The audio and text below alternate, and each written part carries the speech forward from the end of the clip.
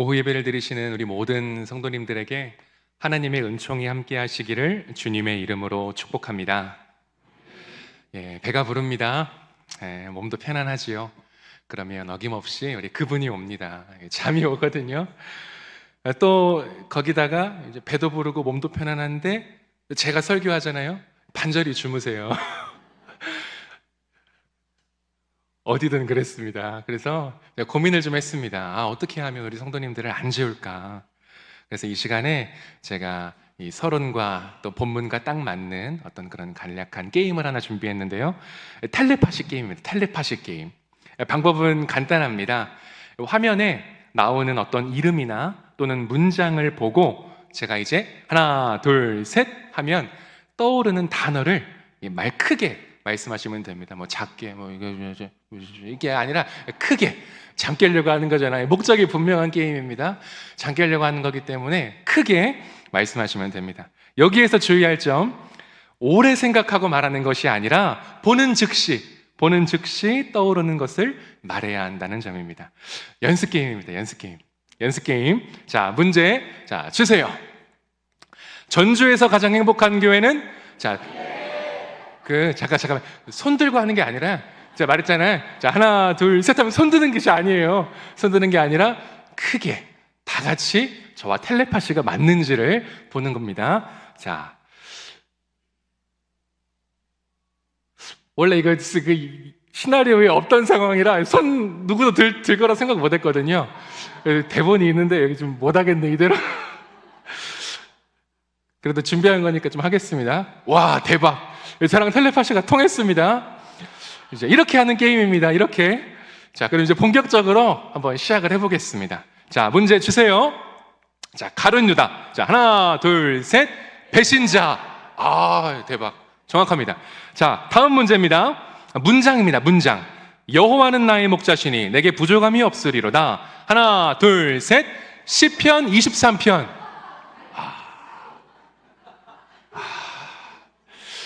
많이 어긋납니다. 많이 어긋나요. 한 공간에 있어도 이렇게 어렵습니다. 자, 이제 문제를 난이도를 조금 올려보겠습니다. 신약이 아니라 구약인데 구약에서도 조금 더 한복판입니다. 자, 문제 주세요. 나발. 하나, 둘, 셋. 어리석음. 맞추신 분 계십니까? 현저히 적지요. 자, 마지막 문제입니다. 벌써 마지막 문제인데요. 자, 마지막 문제 한번 드리겠습니다. 자, 문제 주세요. 도마. 하나, 둘, 셋. 의심. 마지막만 완벽하면 됩니다. 혹시 나는 이 네 문제를 다 맞췄습니다 하는 분 계십니까? 제가 속았네요. 머리를 속았습니다. 제가 속았습니다.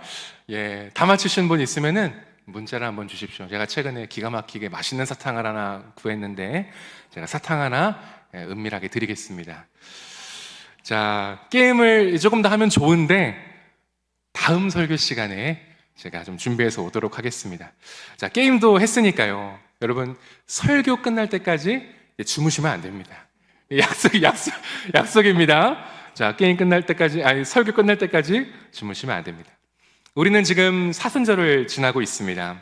저는 이번 사순절에 우리 마지막 문제의 제시어처럼 도마가 그렇게 생각이 좀 많이 났습니다. 도마하면 의심 떠오르잖아요. 의심밖에는 실은 도마하면 생각나질 않습니다. 하도 그렇게 어릴 적부터 들어와가지고 우리 모두 교회를 오래 다니신 분들은 거의 습관적인 반응입니다. 오죽하면 우리 찬송가에서도 이런 가사가 있지 않겠습니까? 허물 많은 베드로를 용서하시고 의심 많은 도마에게 말씀만이 아니라 찬송가에까지 도마를 끌어다가 의심 이렇게 붙인단 말이에요.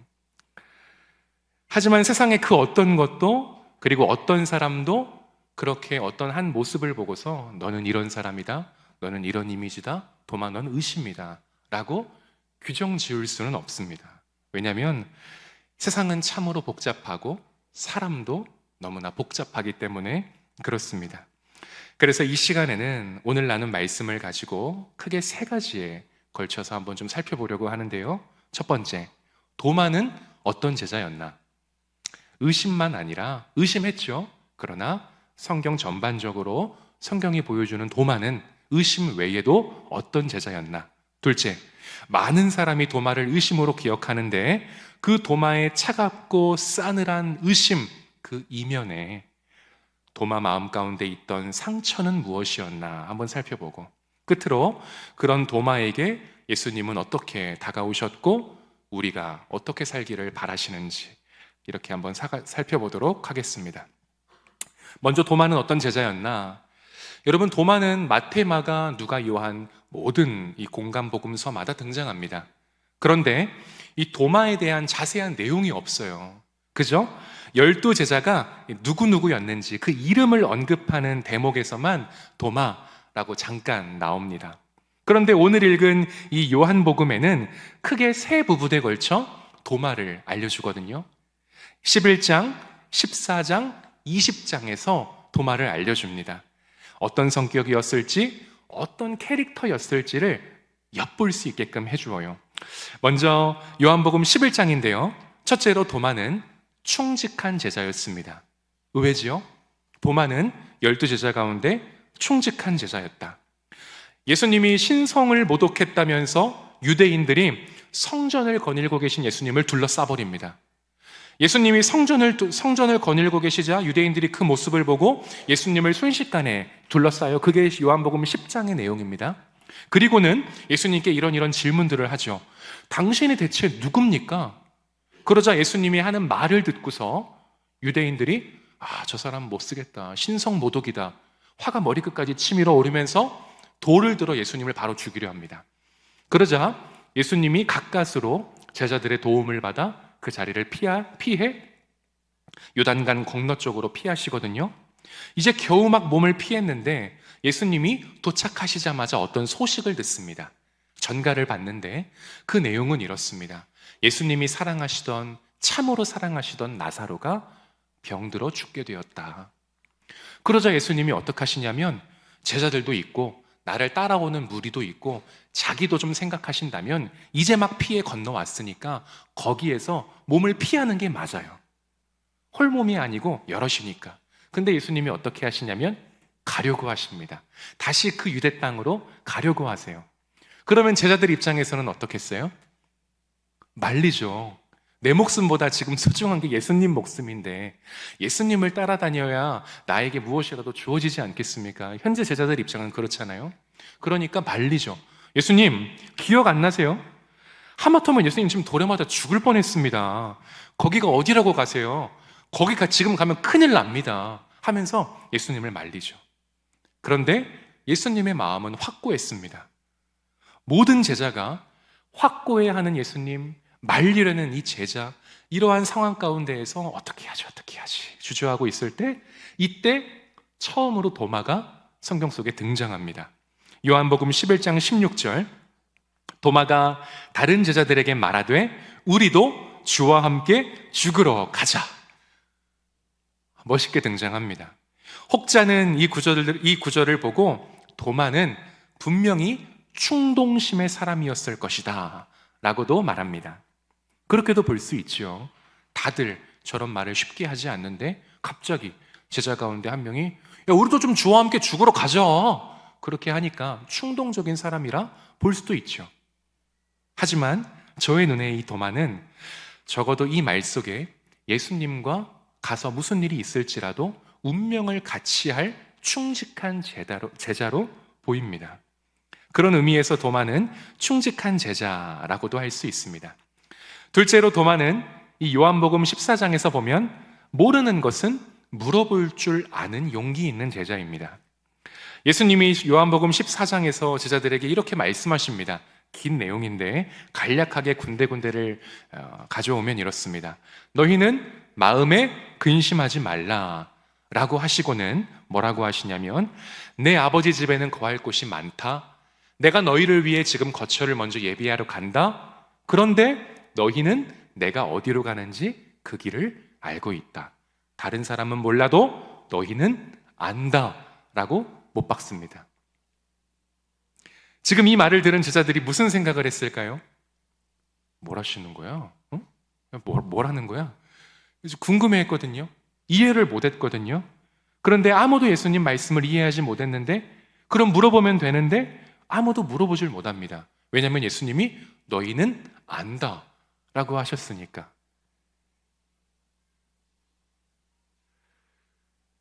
그때 도마가 아무도 몰라서 그냥 서로 눈치만 보면서 그 길 가봤지? 예뻐, 좋아, 뭐 이렇게 그냥 너스레 넘길 때, 그때 도마는 표정을 심각하게 지으면서 손을 들거든요. 예수님, 잠깐만요, 전 이해가 안 되거든요 하면서 하는 말이 뭐냐면 요한복음 14장 5절입니다.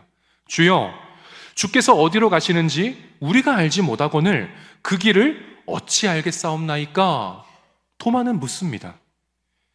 만약 이때 도마가 모르면서도 아는 척하고 넘어갔다면 우리는 참으로 우리에게 힘이 되는 이 귀한 주옥 같은 예수님의 말씀을 듣지 못했을 겁니다. 어떤 말씀을, 이 도마의 질문에 예수님이 뭐라고 답변하시냐면 이 14장 6절 우리 함께 읽겠습니다. 시작. 예수께서 이르시되 내가 곧 길이요 진리요 생명이니 나로 말미암지 않고는 아버지께로 올 자가 없느니라. 도마의 질문 때문에 오늘날까지도 우리가 이 주옥 같은 말씀을 눈으로 볼 수 있습니다. 그런 의미에서 도마는 정말로 내가 그 길을 몰랐기 때문에 모른다고 손을 들어 용기 있게 물었던 사람이었습니다. 모르는데 아는 척하면서 침묵하기보다는 모르면 모른다 인정하고 질문을 제기할 줄 아는 사람이었습니다. 마지막입니다. 오늘 본문인데요, 마지막으로 도마는 연약한 제자였습니다. 충직한 제자, 모르는 건 묻는 용기 있는 제자, 그러나 그 두 가지와는 정반대인 연약한 제자. 때는 안식 후 첫날 저녁 시간이었습니다. 해가 뉘엿뉘엿 지고 어두울 때 제자들은 예수님을 잃고 지금 벼랑 끝에 서 있습니다. 제자들의 그 마음을 무엇으로 물리적인 걸로 표현하냐면 오늘 본문에선 문도 닫고 창문도 닫고 모든 걸 다 걸어 잠근 그런 상황입니다. 두려워하고 있죠. 그때 부활하신 예수님이 제자들 가운데 찾아오십니다. 그런데 하필 그때 2명이 없었는데 자살했던 가룟 유다가 없었고 또 누구냐면 안타깝게도 도마가 없습니다. 이 위험하고 이 중요한 시기에 대체 어디를 혼자 그렇게 갔는지 그건 모르겠지만 도마가 없어요. 도마가. 그렇게 도마만 예수님을 보지 못하고 동료들을 통해서만, 이 전과는 얼굴이 달라지고 분위기가 달라졌기 때문에 도마가 볼일을 마치고 집에 들어왔을 때 야 도마, 큰일 났어, 예수님이 진짜 부활했다니까. 격양된, 흥분된 상태로 도마에게 말을 하죠. 그런데 도마의 반응은 정반대였습니다. 이 기쁜 소식임에도 도마는 싸늘하게 차가운 시선으로 말합니다. 오늘 본문 25절, 내가 그의 손에 못자국을 보며 내 손가락을 그 못자국에 넣으며 내 손을 그 옆구리에 넣어보지 않고는 믿지 않겠다. 아주 싸늘하게 말합니다. 이 구절 때문에 도마의 이름 앞에는 평생 의심이라고 하는 수식어가 붙습니다. 여러분, 도마는 정말 부활하신 예수님을 믿지 못했을까요? 그래서 저렇게도 차갑고 싸늘하게 이 부활하신 예수님을 의심하고 단숨에 부정해버렸던 걸까요? 어쩌면 도마의 저 말은 모든 제자가 그랬겠지만 예수님에 대한 그리움, 예수님을 잃어버린 슬픔에서 나온 이 상처의 언어였을지도 모릅니다. 부활하셨다고? 나 못 봤는데, 내가 진짜 예수님 많이 좋아했는데 내가 없을 때 이렇게 오셨다고? 우리를 두고 죽으셨다고? 도마는 예수님을 잃고서 그 상처가 너무 깊고 아파서 다시는 믿지 않겠다고 매몰차게 내 마음과는 다르게 말하고 있는 건지도 모릅니다. 여러분, 베드로가 물에 빠져 깊이 깊이 바닷속으로 내려갈 때 예수님이 성큼성큼 찾아오셔서 베드로의 손목을 굳게 잡아 일으키셨듯이 의심의 늪에 지금 빠져만 가는 도마에게 누군가 어김없이 찾아오십니다. 우리 27절인데요. 우리 27절 함께 읽겠습니다. 시작. 내 손가락을 이리 내밀어 내 손을 보고 내 손을 내밀어 내 옆구리에 넣어보라. 그리하여 믿음 없는 자가 되지 말고 믿는 자가 되라. 여러분, 저는 이 말씀에서요 정말 놀라운 게 뭐냐면 예수님이 지금 그 의심하는 도마의 손을 끌어당기면서 당신의 상처를 만져보도록 하신다는 사실입니다. 도마를 위해 오신 거거든요. 거의 말씀만 보면 도마의 손을 끌어 당신의 상처를 만져보도록. 예수님이 의심하는 도마를 책망하시지 않고 그를 더 큰 믿음의 세계로 인도하기 위해 당신의 상처를 지금 내보이고 계시다는 사실입니다. 궁금해졌습니다. 왜 이 복음서를 쓴 요한은 예수님의 상처에 집중할까? 의심하던 도마에서 주제를 바꿔 왜 예수님의 상처를 주목하게 할까?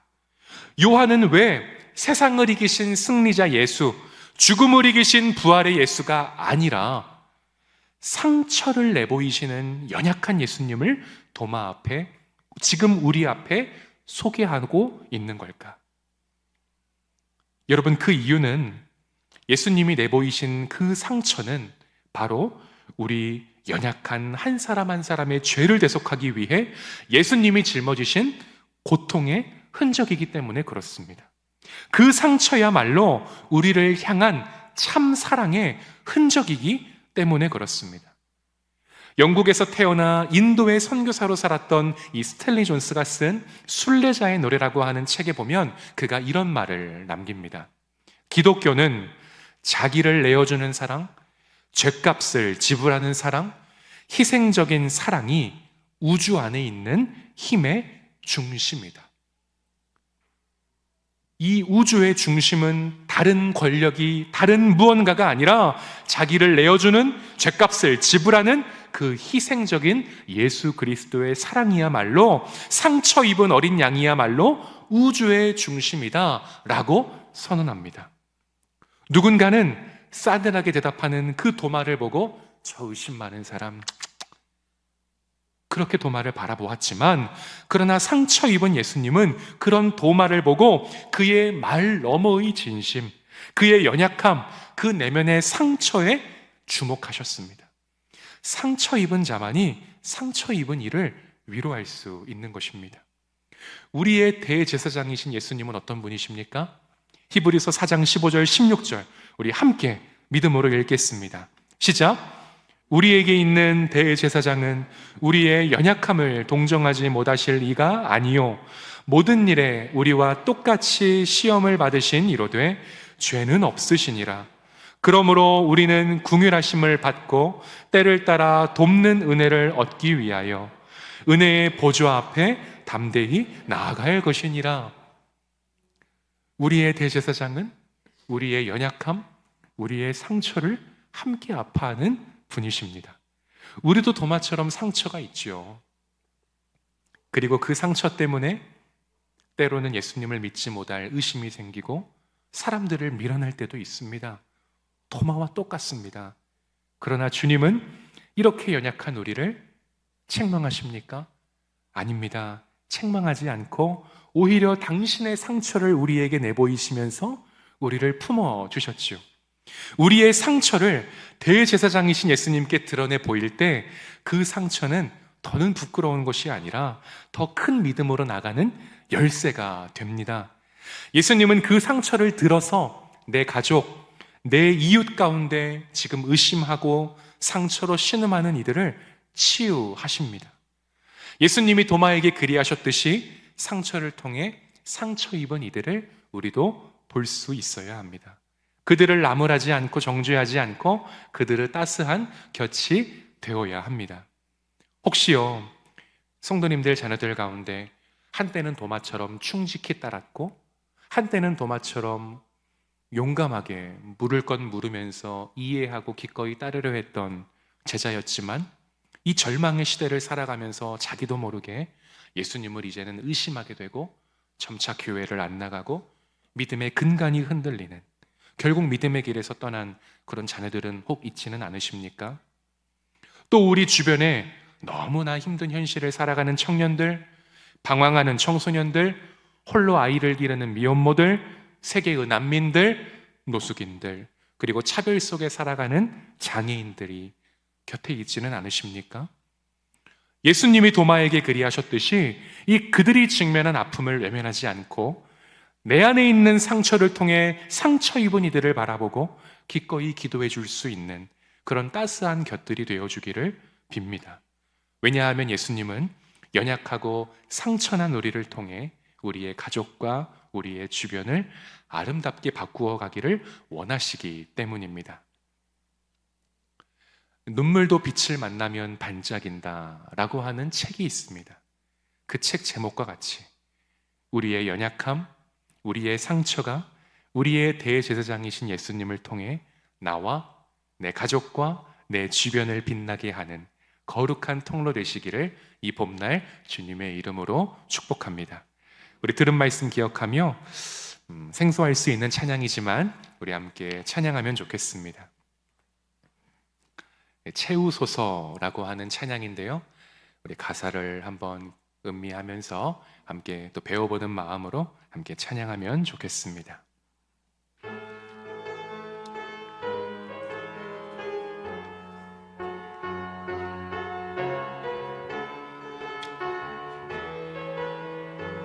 우리 함께 고백합니다. 우리 연약함을 아시고 지칠 때 강한 힘이 되신 하나님, 오셔서 상한 마음 위로하소서. 부족한 우리 생각, 우리 처음부터 고백하겠습니다. 우리 연약함을 아시고 지칠 때 강한 힘이 되신 하나님, 오셔서 상한 마음 위로하소서. 부족한 우리 생각 채워주소서. 오셔서 채워주소서. 주 성령 부어주소서. 하나님 병든 마음 고쳐주소서. 오셔서 채워주소서. 주 성령 부어주소서. 하나님 상한 마음. 우리 처음부터 고백합니다. 우리 연약함을 아시고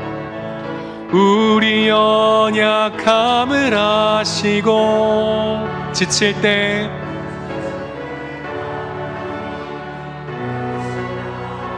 오셔서 내 상한 마음, 오셔서 상한 마음 위로와 부족한 우리 생각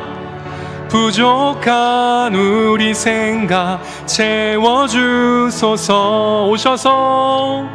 오셔서 채워주소서. 주 성령 부어주소서. 하나님 병든 마음 고쳐주소서. 오셔서 채워주소서. 주 성령 부어주소서. 하나님 상한 마음 위로와 오셔서 채워주소서. 오셔서 채워주소서. 주 성령 부어주소서. 하나님 병든 마음 고쳐주소서. 오셔서 채워주소서. 주 성령 부어주소서. 하나님 상한 마음. 우리 마지막으로 우리 목소리로만 고백하겠습니다. 오셔서 채워주소서. 주 성령 부어주소서. 하나님 병든 마음 고쳐주소서. 오셔서 채워주소서. 주 성령 부어주소서. 하나님 상한 마음 위로하소서. 기도하겠습니다. 하나님 아버지, 도마에 관한 말씀 함께 살펴보면서 도마가 참 차갑고 싸늘하게 그렇게 동료들에게 말은 뱉었지만 그 도마 이면엔 혹 이런 상처가 있는 것은 아니었을까 잠시 함께 살펴보았습니다. 우리도 살면서 숱한 상처를 겪고 또 숱한 연약함을 안고 살아갑니다. 그러나 그럴 때마다 하나님 우리에게 힘이 되는 것은, 우리에게 살 소망이 있는 것은 우리를 나무라시는 예수님이 아니라 우리의 연약함을 동정하지 못하시리가 아닌 우리와 함께 아파하고 함께 슬퍼하실 수 있고 능히 싸매어 주실 수 있는 대제사장 예수 그리스도가 계시기 때문입니다. 이번 한 주도 하나님 우리의 상처, 우리의 연약함을 가지고 우리 주님 앞에 나아가 치료받고 또는 새 힘을 얻고 그러한 은혜를 통해 내 주변, 내 가족, 내 이웃에게 하나님 따스한 곁이 되어줄 수 있도록 도와주시옵소서. 언제나 하나님 우리의 연약함이, 우리의 상처가 부끄러움이 아니라 우리 주님 앞에 기꺼이 내보일 용기를 낼 때 그것이 더 큰 믿음의 확장이 되는 은혜를 경험하게 하여 주시옵소서. 모든 것을 주님께 의탁드리며 예수 그리스도 이름으로 기도드립니다.